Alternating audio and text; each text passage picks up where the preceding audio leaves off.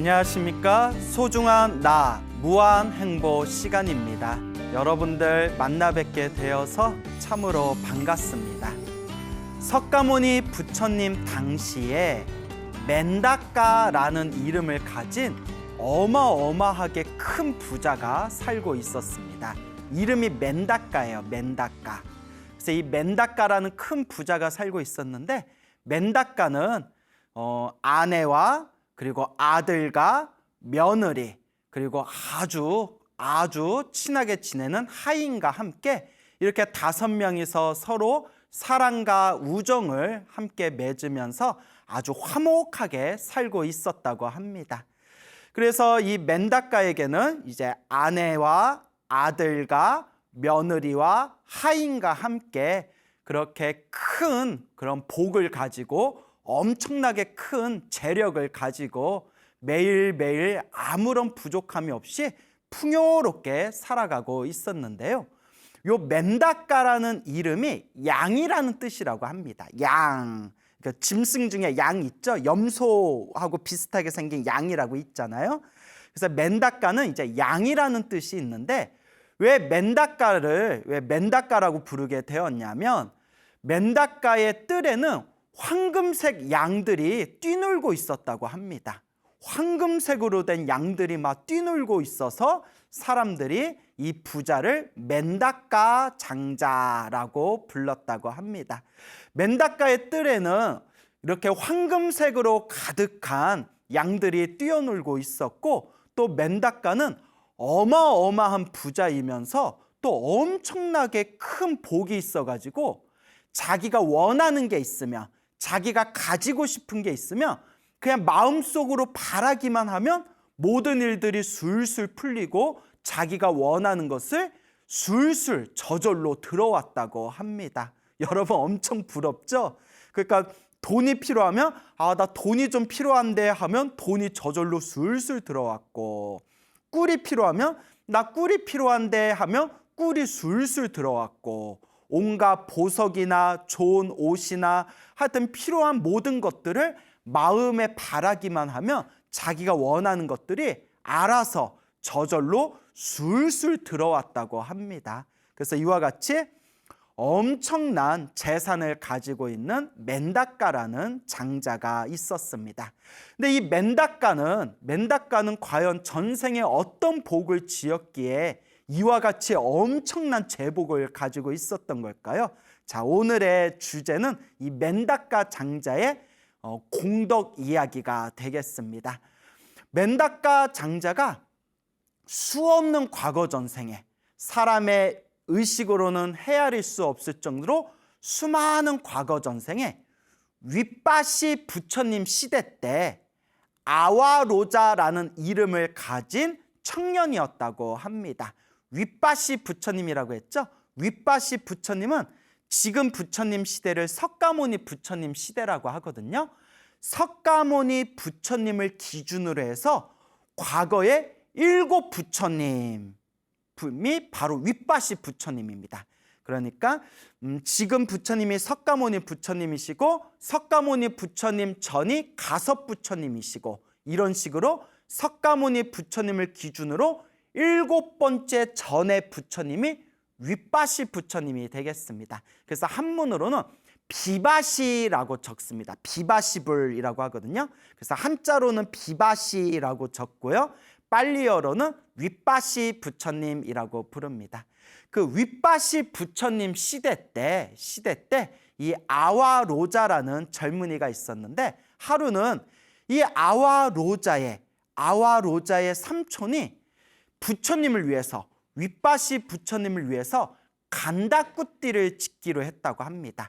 간다꾸띠는 사원에서, 절에서 부처님이 머무르시는, 부처님이 쓰시는 부처님 방을 간다꾸띠라고 부릅니다. 그러니까 이제 절이 있고 절에서 스님들마다 방이 있을 거 아닙니까? 그 중에서도 부처님께서 사용하시는 방, 부처님께서 머무르시고 부처님께서 잠에 드시는 방을 간다꾸띠라고 부른다고 합니다.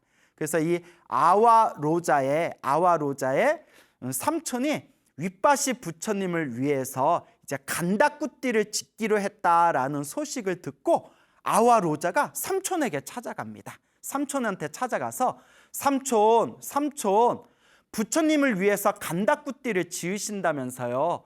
저도 복을 짓고 싶습니다. 저도 선업과 공덕을 짓고 싶습니다. 저도 삼촌과 함께 간다꾸띠를 지을 수 있도록 저에게도 기회를 주십시오. 그러니까 한마디로 삼촌에게 그 간다꾸띠 지을 때 저도 보시할 테니까 저도 좀 끼워주십시오 라고 이야기를 한 거예요. 근데 삼촌이 거절합니다. 삼촌이 딱 거절하면서 조카야, 나는 온전히 나 혼자서 부처님을 위해서 간다꾸띠를 짓고 싶다. 온전히 나 혼자서 이 훌륭한 공덕을 짓고 싶다. 그러니 너에게 양보할 수가 없구나. 나는 온전히 혼자서 부처님을 위해서 간다꾸띠를 짓고 싶다. 우리 같으면 좋은 일이니까 그래 같이 하자. 좋은 일 같이 하면 좋지. 이런 생각이 들 텐데 삼촌이 조금 욕심이 있었나 봐요.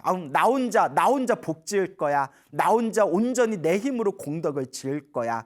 근데 뭐 이것도 나쁜 건 아니에요. 왜냐하면 나쁜 일하는 것도 아니고 오히려 복 짓고 싶어서 공덕 짓고 싶어서 내가 모든 열정을 쏟아붓겠다라는 의미니까 나쁜 거는 아니지만 우리 입장에서 보면 약간 속이 좀 조그마신 것 같다. 뭐 그런 생각이 들 수 있겠죠. 우리 같으면 뭐 조카라든가 친하게 지내는 사람들한테 오히려 야, 부처님을 위해서 우리가 간다꾸띠를 질 건데 너네들도 같이 동참해라. 좋은 일은 함께 하는 게 그게 훌륭한 거다. 뭐 이런 생각이 들 텐데 어쨌거나 삼촌은 혼자서 나 혼자서 온전하게 공덕을 짓고 싶다라고 하면서 이제 조카의 청을 거절합니다. 이 조카였던 아와 로자가 곰곰이 생각하다가 그래 그러면 이 절에 설법전이 없으니까 설법전은 이제 부처님께서 이제 스님들과 혹은 여러 불자들을 위해서 법을 설하시는 넓은 강당을 설법전이라고 합니다. 그러니까 부처님께서 법을 설하시는 거. 부처님이 머무르는 방 간다꾸띠는 삼촌이 지은다 했으니까 여기에 설법전이었구나. 내가 설법전을 지어야 되겠다. 내가 설법당을 지어야 되겠다. 그리고 아와로자 마음에 살짝 오기가 이렇게 일어났을 수도 있었을 것 같아요. 그래서 내가 삼촌이 짓는 부처님 방보다 더 화려하게, 더 아름답게, 더 훌륭하게 내 모든 열정을 쏟아서 아주 멋들어진 설법전을 짓겠다, 설법당을 짓겠다라는 마음을 일으키게 됩니다. 그래서 아와로자는 혼신의 노력을 다해서 온갖 열정을 쏟아부어서 이제 수많은 훌륭한 목수들과 뭐 훌륭한 디자이너들과 뭐 훌륭한 기술자들을 불러가지고 아주 아름답고 아주 훌륭하고 아주 멋진 그런 설법당을 짓게 됩니다. 그렇게 아름답고 훌륭한 설법전을 짓고 나서 이제 낙성식에 부처님과 수많은 스님들을 모시고 부처님과 수많은 스님들께 공양을 올리고 그리고 아주 훌륭하게 낙성식을 마무리하게 됩니다. 이와 같이 거룩한 부처님을 위해서 설법전을 짓고 또 부처님과 수많은 스님들에게 어마어마하게 아주 훌륭한 그런 공양과 공덕을 지은 그 복의 힘으로 이 아와로자는 죽은 뒤에 수없는 윤회의 삶 동안 태어나고 죽고 태어나고 죽는 수많은 윤회의 삶 동안 하늘색에 태어나거나 인간으로 태어나도 아주 부귀영화를 누리는 그런 아주 큰 행복을 누리는 사람으로 태어나게 되었다고 합니다. 수없는 윤회의 흐름 동안 하늘색에 태어나 신으로 살거나 하늘에서 복이 닿으면 다시 인간 세상에 내려와서 인간 세상에서 부귀영화를 누리고 또 인간 세상에서 살다가 죽으면 다시 하늘 세상 신으로 태어나기를 수없는 몇 번을 걸친 끝에 이제 다시 인간으로 태어나게 되었는데 어느 나라의 장관으로 태어나게 됐다고 합니다. 어느 나라의 그런 장관으로 태어나게 되었습니다. 자, 이제 여기서부터 이제 또 맨다카, 아까 처음에 말한 그 맨다카가 원래 머나먼 과거 전생에 윗바시 부처님 시대였을 때 아와로자라는 젊은이였고, 부처님을 위해서 살법전을 짓고 나서 수없는 생애 동안, 수많은 윤회의 삶 동안 하늘세계 신과 인간으로서 부귀영화를 누리면서 하늘세계와 인간세계를 돌고 돌면서 살다가 어느 나라에 이제 장관으로 태어나게 된 겁니다. 어느 큰 나라의 장관으로 태어나게 되었는데, 이제 장관으로 태어나가지고 이제 또 온갖 부귀영화를 누리면서 살았겠죠. 큰 부자이면서 그런 강한 권력을 가지고 있는 이제 장관으로 살아가다가 하루는 이제 궁에 들어갔다고 합니다. 이제 업무가 있어서 궁에 들어가서 이제 왕께 인사를 드리고 또 요런저런 업무를 보고 난 뒤에 집에 가려다가 궁전에서 하늘의 별자리를 관찰하는 제사장을 만나게 됩니다. 옛날 고대에는 이렇게 하늘의 별자리를 보고 또 나라의 국운을 점치는 그런 제사장의 어떤 존재들이 옛날에는 있었지 않습니까? 그래서 하늘의 별자리를 관찰하는 제사장을 만나면서 이런저런 대화를 나누는데, 제사장이 요 장관에게 이렇게 이야기합니다. 큰일 났습니다.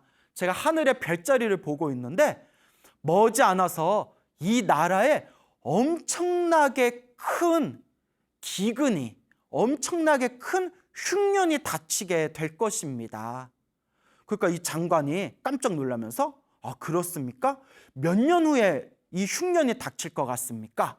이 제사장이 하는 이야기가 제가 계산해 보니까 3년 후에 어마어마하게 큰 흉년이 닥쳐가지고 수많은 사람들이 괴로움에 빠지게 될 겁니다.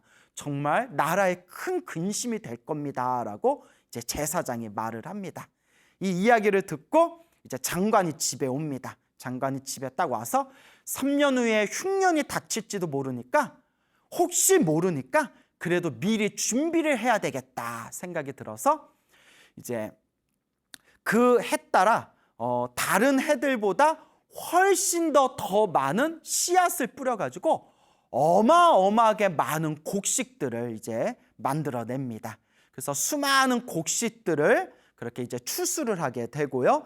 그리고 집안에 있는 모든 돈을 다 털어가지고 수많은 곡식들을 다 사들입니다. 그렇게 수많은 곡식들을 사들이고 난 뒤에 집에 250개의 창고가 있었대요. 창고가 250개가 있는 거 보면 어마어마하게 부자죠. 엄청난 부자죠. 창고가 웬만한 집보다는 클 거 아닙니까? 근데 웬만한 집보다도 큰 창고가 250개를 가지고 있었대요. 그 250개의 창고에다가 곡식을 가득 채웠대요. 곡식을 가득 채우고 난 뒤에도 그래도 쌀이 남았대요. 그래도 곡식이 남아가지고 이번에는 모든 항아리 단지를 모은 뒤에 항아리 단지에다가 곡식을 다 재워놓은 뒤에 그 항아리 단지, 곡식을 가득 채운 그 항아리를 땅에다 다 묻어뒀대요. 땅에다 다 묻어놓고 그래도 남은 곡식들은 이제 흙 있죠. 흙을 이렇게 물에다 개어가지고 그 흙에다가, 그 진흙에다가, 황토죠. 깨끗한 황토 흙에다가 곡식을 넣어서 잘 익혀가지고 그 쌀을 섞은, 곡식을 섞은 그 황토를 벽에다 다 발라버렸대요. 그렇게 해가지고 미리 준비해둔 수많은 곡식들을 250개 창고에다 가득 채워놓고, 그러고도 남은 곡식을 항아리에다 넣어가지고 땅 밑에다가 다 이렇게 묻어두고, 그래도 남아있는 곡식들을 깨끗한 황토에다가 다 이겨가지고 그 벽에다가 그 쌀과 황토, 곡식과 황토를 섞어놓은 그 흙을 벽에다가 다 발라놓은 거예요. 그리고 정말 3년이 지난 뒤에 어마어마한 흉년이 찾아오게 됩니다. 그러니까 이제 그 엄청난 흉년이 찾아오게 되니까 당연히 이제 씨를 뿌려도 제대로 농작물이 자라지를 못했고, 점점 시간이 지나면서 사람들이 이제 비축해 놓은 이제 곡식을 다 먹고 이제 먹을 게 점점 나라에서 떨어져 가고 있는 거예요. 그때 이미 이 장관은 3년 후에 큰 흉년이 든다고 했다라는 것을 미리 예상을 하고, 고 제사장에게 3년 후에 크나큰 흉년이 들 것입니다 라는 것을 미리 듣고 난 뒤에 가득 곡식을 모아놨잖아요. 그렇게 250개의 창고에 있는 곡식을 다 먹었는데도 흉년이 끝나질 않는 거예요. 그래서 250개인 그 창고에 있는 곡식을 다 먹고 난 뒤에 집에 있는 모든 하인들과 종들을 다 불러가지고 이 장관이 이렇게 선언을 합니다. 자, 250개 창고에 있는 곡식을 우리가 이제 다 먹어버렸다. 근데 아직도 흉년이 끝나질 않았다. 너희들은 각자 밖으로 나가서 혹은 산으로 가서 먹을 게 있는지 찾아봐라. 먹을 것이 있는지 찾아보고 먹을 것이 있으면 가지고 다시 와라. 단, 오기 싫다면 너희들 각자 알아서 자유롭게 살아도 된다. 모든 건 너의 뜻대로 해라 라고 하면서 하인들과 종들을 다 내보냅니다. 그렇게 해서 끝까지 집으로 유일하게 돌아온 하인 한 명이 있었습니다. 모든 하인과 종들은 다들 제 갈 길을 이제 찾아서 자기 살 길들을 찾아서 다 뿔뿔이 흩어지고 유일하게 하인 한 명만 다시 집으로 돌아오게 됩니다. 그리고 그 하인을 요 장관이 거두어 줍니다. 그렇게 해서 이제 집에 5명이 살게 됩니다. 장관과 장관의 부인과 그리고 아들과 그리고 며느리 그리고 유일하게 집으로 돌아온 하인 이렇게 5명이서 이제 그 큰 집에서 살면서 항아리에 채워두었던 땅바닥에 묻어놓은 그 항아리 곡식단지를 다시 꺼내가지고 그걸로 이제 다시 끼니를 연명하게 됩니다. 이제 5명이서 땅에 묻어놓은 그 항아리 곡식단지를 꺼내가지고 거기에 있는 이제 곡식을 꺼내서 먹으면서 끼니를 연명을 했는데 그 항아리에 담아둔 그 수많은 곡식을 다 먹을 때까지도 흉년이 끝나질 않았다고 합니다. 그러니까 책에는 자세히 안 나오지만 아마 그 나라에서 흉년 때문에 엄청나게 사람들이 죽었을 것 같아요. 막 굶어 죽고 또 이런 이야기하면 너무 끔찍한 얘기지만 실제로 우리 인류의 역사를 보면 어마어마하게 그런 흉년이 들고 크나큰 기근이 들어가지고 이 흉년이 오랫동안 지속되다 보면 이런 얘기하면 너무 끔찍하지만 실제로 역사 기록에 보면 사람이 사람을 잡아먹었다라는 기록도 있다고 합니다. 심지어 어떤 기록에는 내 자식을 잡아먹을 수가 없기 때문에 남의 자식과 바꿔먹었다라는 말하기만 해도 너무 끔찍하네요. 이제 그런 시대가 절대 안 오기를 바랄 뿐인데 하여튼 너무나 끔찍한 이야기입니다. 그래서 지금 말씀드리고 있는 이 이야기에 이제 책에서는 이제 자세히 나오지는 않지만 아마 정황상 그 나라의 수많은 사람들이 아마 굶어 죽었을 겁니다. 어쨌거나 그 항아리 단지에 곡식을 가득 담아놓고 그 수많은 항아리들을 땅바닥에 다 묻어놨는데 그것도 이제 다 꺼내 먹었는데도 흉년이 끝나질 않은 거예요.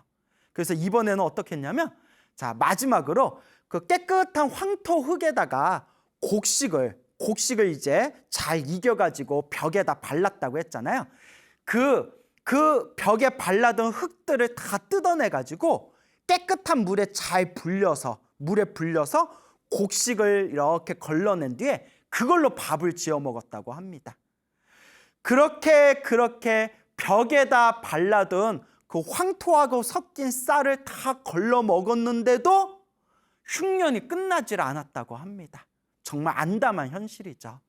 그래서 이제 하루는 이제 요 장관의 부인 되는 분이 아내가 이제 마지막 흙벽에 있는 흙덩어리에서 이제 마지막 그 흙덩어리 황토흙을 이제 떼어내 가지고 물에다가 잘 닦아서 이렇게 봤더니 딱 이제 쌀 한 대박이 나왔대요. 쌀 한 대박. 이렇게 한 대박의 쌀이 나와서 그걸 이제 잘 보관을 해놨답니다. 이제 그날 장관이 이제 남편이 여보 배가 고픈데 뭐 먹을 거 없어? 라고 이제 이야기를 했답니다. 그러니까 요 부인이 이제 쌀 한 대박이 남았습니다. 쌀 한 대박이 남았습니다. 그러면 배가 고프니까 그걸로 어서 밥을 먹읍시다. 그 이제 부인이 이렇게 이야기하는 거예요.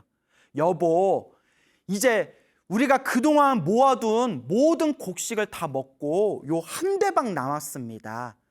요걸로 죽을 끓이면 두 끼는 먹을 수 있고 요걸로 밥을 지으면 딱 한 끼밖에 먹을 수가 없습니다. 죽을 끓일까요? 밥을 지을까요? 그러니까 우리 같으면 조금 미래를 생각하는 사람이라면 이제 그것뿐이 안 남았는데 다 먹으면 안 되지. 그거 잘 이렇게 죽으로 끓여가지고 한 3끼, 4끼 분란으로 좀 나누라고, 그냥 죽지 않을 정도로만 죽 끓여서 우리가 좀 먹읍시다. 아마 이런 생각이 들 수도 있을 텐데 이제 이 장관이 딱 이렇게 이야기하는 거예요. 여보, 죽을 때 죽더라도 배부르게 먹읍시다. 그러니 쌀밥을 지으시오. 한 끼 남은 거 차라리 쌀밥 지어서 그냥 이 순간이라도 우리가 배불리 먹읍시다. 그래서 이걸 요새 애들 말로 욜로라고 부른대요. 욜로. 들어보셨나요? 욜로? 그냥 지금 이 순간에, 지금 이 순간 즐기자라는 거래요. 지금 이 순간 즐기자.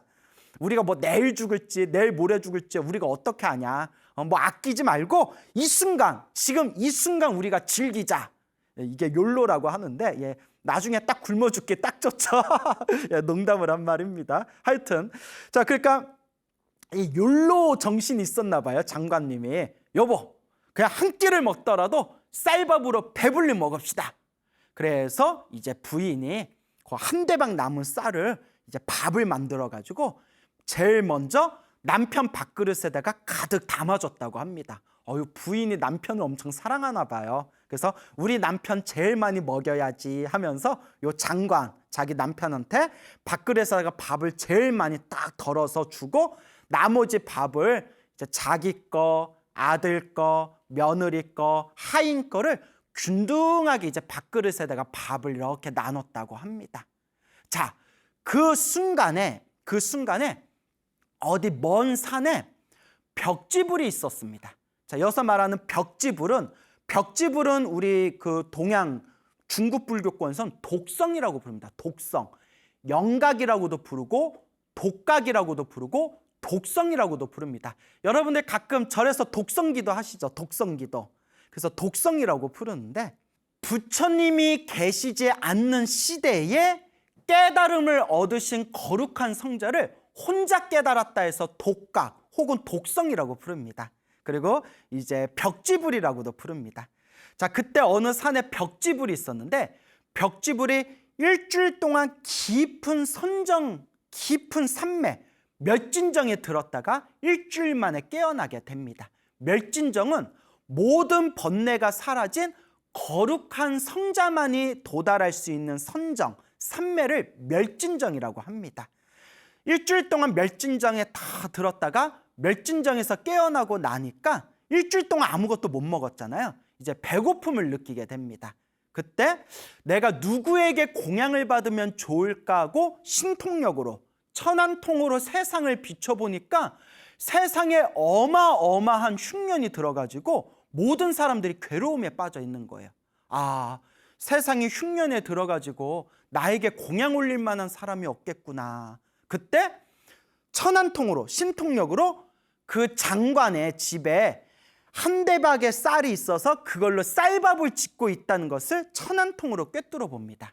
그때 이 벽지불이, 이 독성이 이렇게 생각합니다. 과연 저 사람들이 내가 찾아가면 나에게 과연 저 쌀밥을 공양 올릴 것인가? 만약에 지금 나에게 쌀밥을 올린다면, 공양을 올린다면 저 사람들은 엄청난 공덕을 얻게 될 텐데 과연 저 사람들이 그런 믿음과 신심이 있겠는가라고 이렇게 그 신통력으로 꿰뚫어 보니까 저 장관의 집안 사람들이 믿음이 있고 또한 벽지불이 찾아가며 복 짓는 마음으로 저 밥을 공양 올릴 만한 사람들이다라는 것을 벽지불이 꿰뚫어 보게 됩니다. 그래서 벽지불이 신통력으로 휘잉 하고 날아가가지고 그 장관의 집 앞에 다 도달하게 됩니다. 근데 이제 우리가 이제 이런 책을 보면서 이제 생각나는 게 이렇게 신통력이 뛰어난데 배고픈 거는 혼자서 해결이 안 되나? 이렇게 좀 엉뚱한 생각을 해봐요. 신통력으로 배고프며 사라져라 뿅 하면 막 저절로 배가 부르고 그런 신통력은 없나? 이렇게 혼자서 엉뚱한 생각을 해봅니다. 어쨌거나 신통력을 가지고 있는 벽지불이 장관의 집 앞에 다 도달을 합니다. 그때 장관이 막 이제 밥을 먹으려고 하는데 바깥에 어느 수행자가 이제 탁발을 왔다는 것을 딱 알고는 문득 이런 생각을 합니다. 내가 지금 이렇게 끔찍한 흉년을 겪고 있는 것은 과거 전생에 내가 복을 많이 짓지 않았기 때문이다. 과거 전생에 내가 복을 제대로 짓지 않아서 이번 생에 이렇게 끔찍한 흉년을 지금 겪고 있는 거다. 내가 지금 이 밥을 먹으면 몇 끼는 내가 견딜 수 있겠지만 이것은 세세생생 내가 태어나고 죽고 태어나고 죽는 윤회를 반복하면서 진정한 공덕이 될 수는 없다. 차라리 이 한 끼 식사를 저 수행자에게 올리자. 그리고 내가 수없는 윤회 동안 내가 누릴 수 있는 복과 선업과 공덕을 쌓자라는 마음이 확 일어나게 됩니다. 이거는 엄청난 거예요, 여러분. 생각해 보세요, 여러분.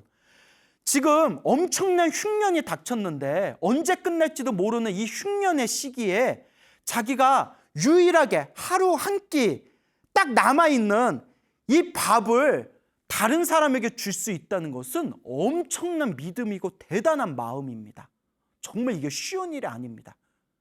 그래서 이 장관이 수행자를 안으로 모셔서 벽지불을 안으로 모셔서 이제 상석에 앉힌 뒤에 공손하게 오체투지를 올립니다. 절을 올린 뒤에 그 수행자의 바리대 바루에다가 자신의 밥을 덜어줍니다.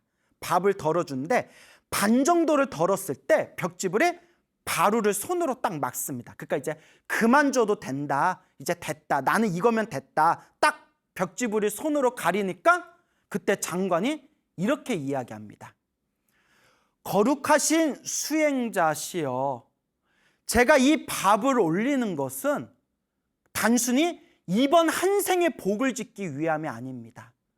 거룩한 수행자시여, 제가 이 한 끼의 밥을 온전히 다 올리는 이 공덕으로 저는 세세생생 태어나고 죽고 태어나고 죽는 세세생생 큰 복을 누리고자 합니다 하면서 그 벽지불에게 밥을 다 공양을 올린 뒤에 하나도 남김없이 밥을 다 공양 올린 뒤에 다음과 같이 벽지불 앞에서 서원을 세웁니다. 다음과 같이 발언합니다. 수행자시여, 제가 당신에게 이 밥을 공양 올린 이 공덕으로, 이 공양의 공덕으로 다시는 세세생생 다시는 이런 흉년을 보지 않게 해주십시오. 그리고 제가 가지고 있는 창고에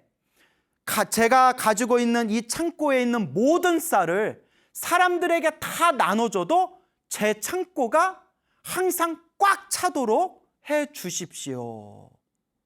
그리고 제가 어느 곳에 태어나더라도 지금의 아내가 제 아내가 되게 해주시고 지금의 아들과 지금의 며느리와 지금의 이 하인이 지금의 내 아들과 며느리와 하인이 되게 해주십시오 라고 그렇게 발언을 합니다.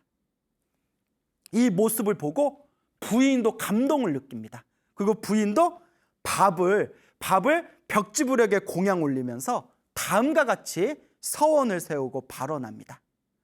거룩하신 수행자시여, 저도 남편을 따라서 이 한 덩어리의 밥을 당신에게 공양 올립니다.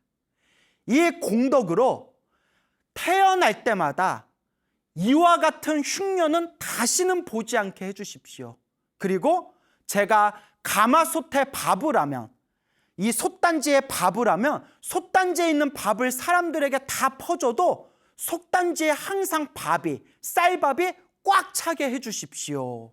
그리고 지금의 남편이 또 남편으로 만나고 지금의 아들과 지금의 며느리와 지금의 하인들이 또 아들과 며느리와 하인으로 또 만나게 해주십시오라고 서원을 세웁니다.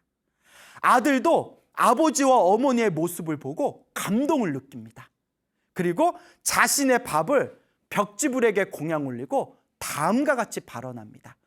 거룩하신 수행자시여, 당신에게 이 한 덩어리의 밥을 공양 올린 이 공덕으로 항상 어느 곳에 태어나든 이와 같은 흉년을 보지 않기를 기원합니다. 그리고 제가 지갑을 가지고 사람들한테 지갑에 있는 돈을 다 퍼주어도 항상 제 지갑이 돈으로 꽉 차 있기를 기원합니다.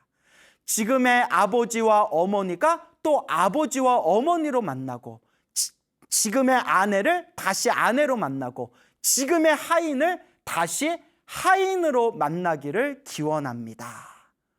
또 이 며느리가 아버지, 시아버지, 시어머니, 자기 남편이 이와 같이 공양 올리고 발언하는 모습을 보고 또 엄청난 감동을 느낍니다. 그래서 며느리도 자기의 밥 한 덩어리를 그대로 그 벽지불에게 공양 올리면서 수행자시여, 당신에게 이 공양을 올린 공덕으로 제가 어느 곳에 태어나든 항상 이와 같은 흉년은 더 이상 보지 않기를 기원합니다. 그리고 제가 큰 바구니에다가 씨를 가득 채워서 사람들에게 다 나눠줘도 항상 제 바구니의 벽씨가 꽉 차기를 기원합니다.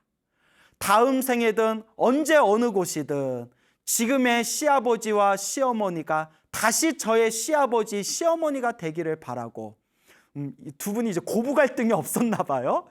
시아버지, 시어머니가 또 시아버지, 시어머니로 만나기를 원하고, 지금의 남편이 다시 남편으로 만나기를 원하고, 지금의 하인이 다시 하인으로 만나기를 원합니다. 아니, 하인은 뭔 죄야? 예? 하인은 맨날 하인으로 태어나라는 얘기인가? 그런데 자기가 모시는 주인님들과 그리고 그 주인님의 아들과 며느리가 이와 같은 공덕을 짓고 이와 같이 발언하는 모습을 보고 요 하인도 엄청난 감동을 느낍니다. 그래서 하인도 그 수행자 벽지불에게 이제 공양을 올립니다. 그 자기가 가지고 있는 밥을 온전히 공양 올리면서 다음과 같이 기원합니다. 이 공양을 올린 공덕으로 저는 태어나는 곳마다 다시는 이와 같은 흉년을 보지 않기를 기원합니다. 그리고 제가 밭을 갈 때마다 오른쪽에 고랑 3개가 저절로 생기고 왼쪽에 고랑 3개가 저절로 생기고 그리고 가운데 고랑 하나가 생기면서 제가 한 번 밭을 갈 때마다 7개의 고랑이 저절로 생기기를 기원합니다. 그리고 하인이 이때 벽지불 앞에서 발언을 하면서 저는 다음 생, 다다음 생 태어날 때마다 하인이 아니라 높은 지위로 태어나기를 발언합니다 라고 했으면 하인은 태어날 때마다 높은 지위를 얻을 수가 있었을 거랍니다. 하지만 하인은 그동안 같이 동거동락한 자기의 주인님들과의 그 정 때문에 이와 같이 이제 기원을 합니다. 그리고 제가 태어날 때마다 지금의 주인님을 모시는 하인이 되기를 원합니다 라고 이제 기원하게 됩니다.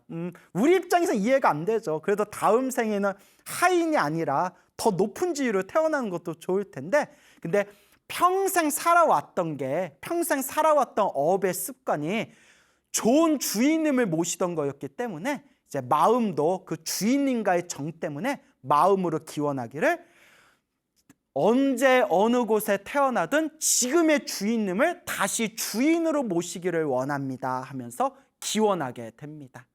이와 같이 장관과 이와 같이 아들, 며느리, 그리고 장관의 아내, 그리고 하인이 이와 같이 간절하게 기원을 한 것을 듣고 벽지불이 미소를 지으면서 이와 같이 말합니다. 모든 일들이 그대들 뜻과 같이 이루어지리라. 모든 일들이 그대들 뜻과 같이 소원 성취하리라. 그리고 벽지불이 신통력으로 그 5명의 가족들이 준 밥을 들고는 허공으로 날아올라 본래 있던 산으로 돌아갔다고 합니다. 그 허공으로 날아가는 그 신통력의 모습을 보고 그 자리에 있던 5명의 가족들이 모두 다 엄청난 기쁨에 빠졌다고 합니다. 그리고 벽지불은 산으로 와서 그 산에 함께 수행하고 있던 500명의 벽지불들에게 그 5덩어리의 밥을 신통력의 힘으로써 500개의 밥덩어리로 만들어서 벽지불에게 모두 공양을 올렸다고 합니다. 자, 이와 같은 일이 지나고 나서 낮이 지나고 저녁이 되니까 장관이 너무 배가 고픈 거예요. 그날 먹어야 할 밥을 모두 다 벽지불에게 공양 올렸잖아요. 너무나 배가 고파가지고 부인에게 이야기합니다. 여보, 혹시 밥알 누룽지라도 좀 남은 거 없어? 뭐 밥알 찌꺼기라도 좀 남은 거 없어? 내가 배가 너무 고프어. 근데 부인은 더 이상 밥알 한쪽도 남은 게 없다는 걸 자기는 알고 있지만 남편한테 차마 밥 없어요 라는 말하기가 너무나 자기도 가슴이 아파서 남편한테 이렇게 이야기합니다. 기다려보세요. 제가 누룽지라도 있나 한번 찾아볼게요. 그리고 부엌에 가서 솥단지를 열어봅니다. 당연히 아무것도 없겠죠. 깨끗하게 다 퍼가지고 밥을 나눈 뒤에 그나마 그 나눴던 밥을 벽지불에게 다 공양 올렸지 않습니까? 아무것도 없다는 걸 알면서 솥뚜껑을 여는 순간 금방 갓 지은 쌀밥이 가득 들어있다는 겁니다. 너무나 놀라가지고 여보 이것 좀 보세요. 우리의 공덕의 힘으로 밥이 새로 생겼나 봐요. 솥단지에 가마솥에 밥이 꽉 찼어요 여보. 그러면서 가족들을 불러서 하인을 불러서 밥을 막 먹습니다. 밥을 다 먹고 난 뒤에 야 정말 신기하다. 거룩한 수행자에게 공덕을 올렸더니 우리가 그걸 바로 받았나 보다. 그리고 혹시나 해서 창고에 갔더니 250개 창고에 벼씨가 가득 쌓여 있었다고 합니다. 너무나 놀란 이 장관이 그 벼씨를 가지고 광장으로 나갑니다. 그 나라의 가장 큰 광장에 나가서 사람들에게 고래고래 소리를 지릅니다. 세상 사람들 제 말을 들어보시오. 우리 집에 있는 250개 창고에 벼씨가 잔뜩 있습니다. 누구든 필요한 사람은 어서 가져가세요. 누구든 필요한 사람은 어서 가져가십시오. 이 소문이 퍼져서 수많은 사람들이 몰려들어서 그 창고에 장관의 벼씨를 가져갔는데 250개 있는 창고의 벼씨를 사람들한테 다 퍼줬는데도 줄지가 않았다고 합니다. 그리고 장관이 준 그 벼씨는 지독한 흉년 속에서도 무럭무럭 잘 자라서 농작물을 풍요롭게 그렇게 곡식의 열매를 맺어서 이와 같이 장관의 그런 공덕의 힘으로 그 나라의 그 끔찍했던 흉년이 완전히 사라지게 되었다고 합니다.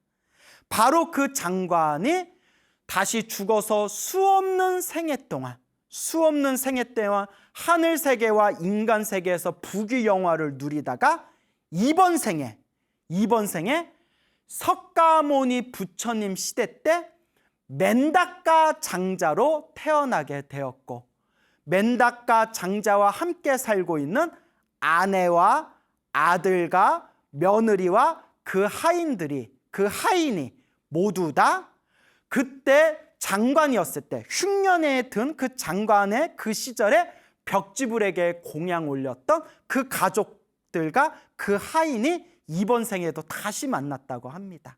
그리고 맨다카 장자는 이와 같은 공덕의 힘에 의해서 엄청난 부귀영화를 가지고 있고 아무리 자기의 전 재산을 사람들에게 나눠주고 쓰고 써도 결코 재산이 줄어들지를 않았다고 합니다. 이와 똑같이 맨다카 장자의 아내도 그리고 아들도 며느리도 심지어 그 밑에서 일하고 있는 하인조차도 과거 전생의 벽지불에게 그 공양을 올린 복과 선업과 공덕의 힘으로 이번 생에 결코 써도 줄어들지 않는 엄청난 재복을 얻고 아주 풍요롭고 부귀를 누리면서 살았다고 합니다. 이와 같이 이 멘다카 장자의 써도 사용해도 줄지 않는 이 모든 재물 공덕의 힘은 온전히 멘다카 장자와 그리고 멘다카 장자의 그 가족들과 그 멘다카 장자와 함께 살고 있는 그 하인이 과거 전생에 자신들이 지었던 온전한 복과 선업과 공덕의 힘이었던 것입니다.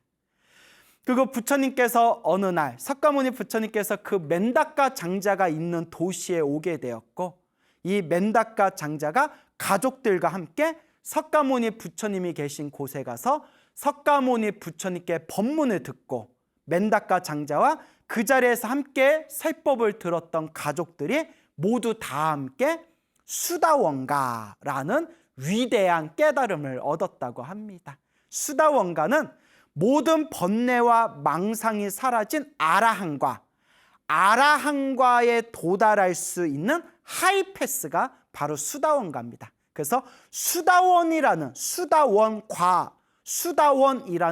깨달음을 얻게 되면 7생 안에 태어나고 죽는 7생 안에 반드시 모든 번뇌와 욕망이 사라진 거룩한 성자 아라한이 될 수 있다고 합니다.